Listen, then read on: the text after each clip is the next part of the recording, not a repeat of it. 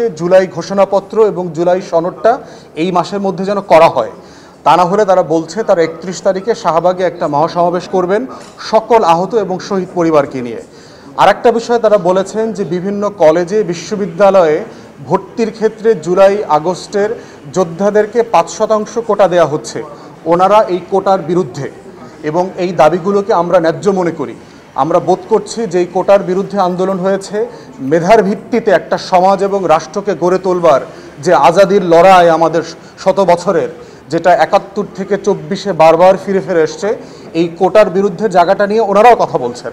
ওনারা বলছেন যে এটা করবার মধ্য দিয়ে যেটা হচ্ছে আওয়ামী মুক্তিযুদ্ধের চেতনা ব্যবসার মতো করে জুলাইয়ের গণ অভ্যুত্থানকে ছোট করা হচ্ছে, হেয় করা হচ্ছে এবং এটার মধ্য দিয়ে জুলাই যোদ্ধাদেরকে অসম্মান করা হচ্ছে। হাট দিয়েছে এবং তাদের একটা প্রস্তাবনা তত্ত্বাবধায়ক সরকার হিসাবে কমিশনে আলোচিত হচ্ছে অথবা গ্রহণযোগ্য হচ্ছে।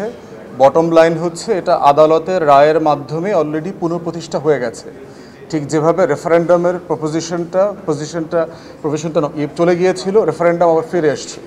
তো তত্ত্বাবধায়ক সরকার অবস্থা চলে আসছে, তাহলে আমরা আলোচনাটা আসলে কি করছি?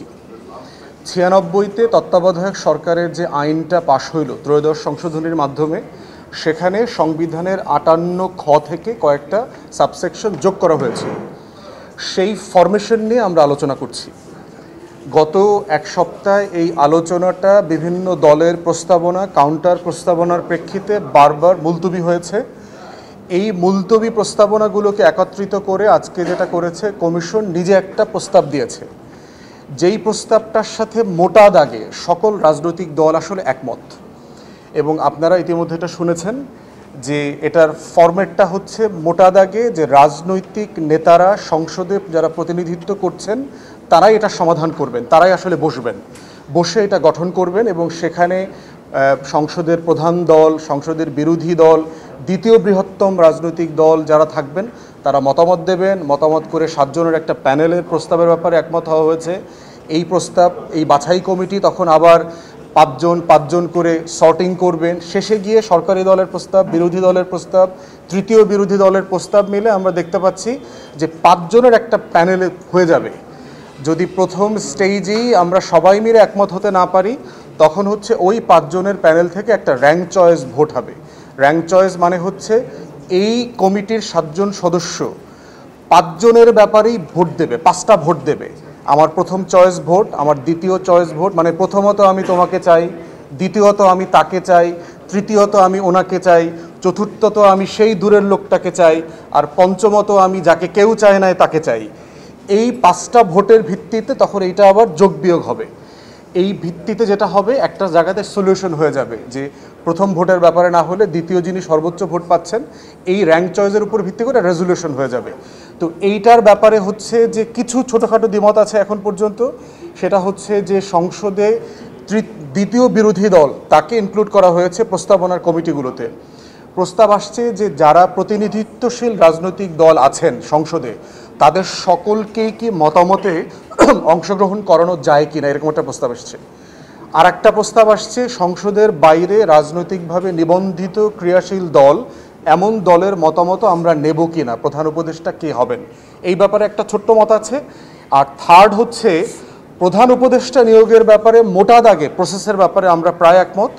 আর বাকি উপদেষ্টা যে কয়জন হবেন 15 জন, সেই 15 জন নিয়োগের ব্যাপারে কি এই একই বাছাই কমিটি মতামত দিয়ে ঠিক করবেন, না এটা পুরোটা এখতিয়ার আমরা প্রধান উপদেষ্টাকে দিয়ে দেব। এখন পর্যন্ত প্রস্তাবনা হচ্ছে প্রধান উপদেষ্টাকে দিয়ে দেওয়া। এবি পার্টির পক্ষ থেকে আমাদের কলিগ ব্যারিস্টার সানি প্রস্তাব করেছেন যে এইটার ব্যাপারেও বাকি উপদেষ্টা কারা হবেন সেখানেও বাছাই কমিটির একটা মতামত নেওয়া যেতে পারে, তবে সেটা প্রধান উপদেষ্টা নিতে বাধ্য নন। আবার আলোচনাতে এটাও এসছে চয়েস র্যাঙ্কে যাদের দ্বিতীয় নাম ছিল, তৃতীয় নাম ছিল, চতুর্থ নাম ছিল প্রধান উপদেষ্টা হওয়ার ব্যাপারে, তাদেরকেও আমরা উপদেষ্টা মণ্ডলী সদস্য করে নিতে পারি কিনা। আলোচনাটা এখন এই জায়গাতে আছে, প্রায় 90% হয়ে গেছে। আমরা ধারণা করছি বাকিগুলো লাঞ্চের পরে কমিশন এই ফাঁকে একটু বসে বাকি প্রস্তাবনা করে এটা মোটামুটি আজকে আমরা একমত হয়ে যাব। কিন্তু এই যাওয়ার মধ্য থেকে মাথায় রাখতে হবে যে আরও অনেক গুরুত্বপূর্ণ জায়গা বাকি রয়ে গেছে। আজকের আলোচনা করবার বাইরে আমি একটা বিষয় আপনাদের দৃষ্টিতে আনতে চাই। আপনাদের হয়তো আজকে নজরে পড়েছে জুলাই যোদ্ধা সংসদ নামে একটা প্ল্যাটফর্ম আজকে এখানে একটা মানববন্ধন করেছে ছোট আকারে সকালবেলা, যদি আপনাদের চোখে পড়ে থাকে। এবং তারা আমরা দেখলাম আগামী কয়েকদিনই এখানে আসবেন। জুলাই যোদ্ধা সংসদ হচ্ছে আহত এবং শহীদ পরিবারের সদস্যদের জন্য বেশ কিছু বিষয়ে ক্যাম্পেইন করছে। তারা তাদের দাবি মোতাবেক প্রায় 8,000 সদস্য পরিবারকে রিপ্রেজেন্ট করেন, যেটা সংখ্যাটা বিশাল। আপনারা জানেন যে এখন পর্যন্ত নিবন্ধিত আহত পরিবারের সংখ্যা, আহত ব্যক্তির সংখ্যা হচ্ছে 14,000। আরও 1700 প্রক্রিয়াধীন আছে, বাকি আরও 3,000 আহত জুলাই যোদ্ধার ব্যাপারে যাচাই বাছাই চলছে। তাদের অনেকগুলো দাবি আছে। আজকে তারা যে দাবিটা নিয়ে এসছে, জুলাই ঘোষণাপত্র এবং জুলাই সনদটা এই মাসের মধ্যে যেন করা হয়। তা না হলে তারা বলছে তারা 31 তারিখে শাহবাগে একটা মহাসমাবেশ করবেন সকল আহত এবং শহীদ পরিবারকে নিয়ে। আরেকটা বিষয় তারা বলেছেন যে বিভিন্ন কলেজে বিশ্ববিদ্যালয়ে ভর্তির ক্ষেত্রে জুলাই আগস্টের যোদ্ধাদেরকে 5% কোটা দেওয়া হচ্ছে। ওনারা এই কোটার বিরুদ্ধে এবং এই দাবিগুলোকে আমরা ন্যায্য মনে করি।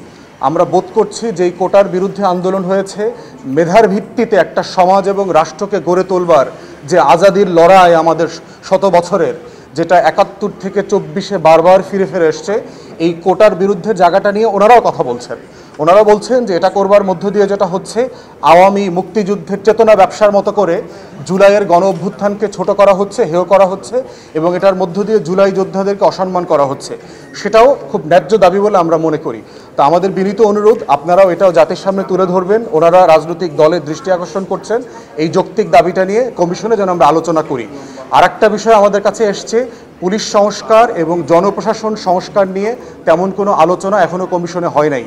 আমাদের পক্ষ থেকে ইনফরমালি এবং কয়েকটা দল ফরমালি অলরেডি এজেন্ডাভুক্ত করবার জন্য আবেদন করেছেন। আমরাও এটা মনে করি যে কমিশনে এটা গুরুত্বের সাথে আলোচনা হওয়া উচিত।